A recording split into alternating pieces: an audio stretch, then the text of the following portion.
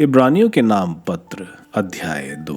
मुक्ति संदेश का महत्व। इसलिए हमें जो संदेश मिला है उस पर अच्छी तरह ध्यान देना चाहिए। कहीं ऐसा ना हो कि हम मार्ग से भटक जाएं। यदि स्वर्ग दूतों द्वारा दिए हुए संदेश का इतना महत्व था कि उसके प्रत्येक अतिक्रमण अथवा तिरस्कार को उचित दंड मिला, तो हम कैसे बच सकेंगे यदि हम उस महान मुक्ति का तिरस्कार करेंगे जिसकी घोषणा पहले प्रभु द्वारा हुई थी। जिन लोगों ने प्रभु को सुना, उन्होंने उनके संदेश को हमारे लिए प्रमाणित किया। ईश्वर ने भी चिन्हों, चमत्कारों, नाना प्रकार के महान कार्यों और अपनी इच्छा के अनुसार प्रदत्त पवित्र आत्मा के वरदानों द्वारा उनके साक्ष्य का समर्थन किया। मसीह मनुष्यों के भाई एवं मुक्तिदाता है।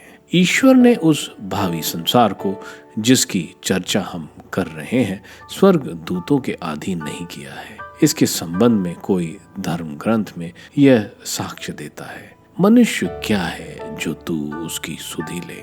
मनुष्य का पुत्र क्या है जो तू उसकी देखभाल करे? तूने उसे स्वर्ग दूतों से कुछ ही छोटा बनाया और उसे महिमा तथा सम्मान का मुकुट पहनाया। तूने सब कुछ उसके पैरों तले डाल दिया। जब ईश्वर ने सब कुछ उसके अधीन कर दिया, तो उसने कुछ भी ऐसा नहीं छोड़ा जो उसके अधीन ना हो। वास्तव में हम अब तक यह नहीं देखते कि सब कुछ उसके अधीन है, परंतु हम यह देखते हैं कि मृत्यु की यंत्रणा सहने के कारण ईसा को महिमा और सम्मान का मुकुट पहनाया गया है।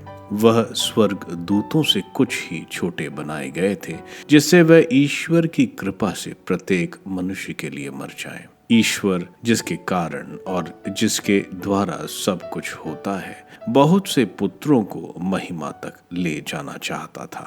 इसलिए यह उचित था कि यह उन सब की मुक्ति के प्रवर्तक हों, अर्थात ईसा को दुख भोग द्वारा पूर्णता तक पहुंचा दें।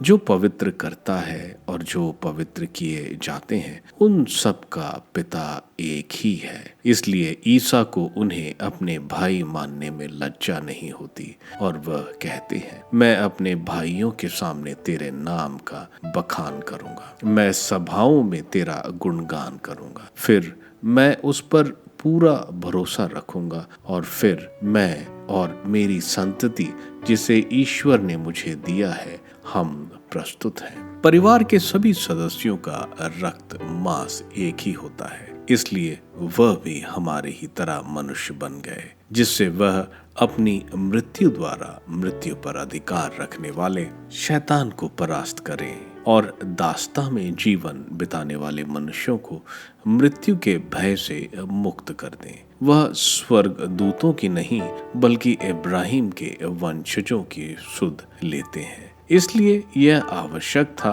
कि वह सभी बातों में अपने भाइयों के सदृश बन जाए, जिससे वह ईश्वर संबंधी बातों में मनुष्यों के दयालु और ईमानदार प्रधान याजक के रूप में उनके पापों का प्रायश्चित कर सके। उनकी परीक्षा ली गई है और उन्होंने स्वयं दुख भोगा है, इसलिए वह परीक्षा में दुख भोगने वालों की सहायता कर सकते हैं।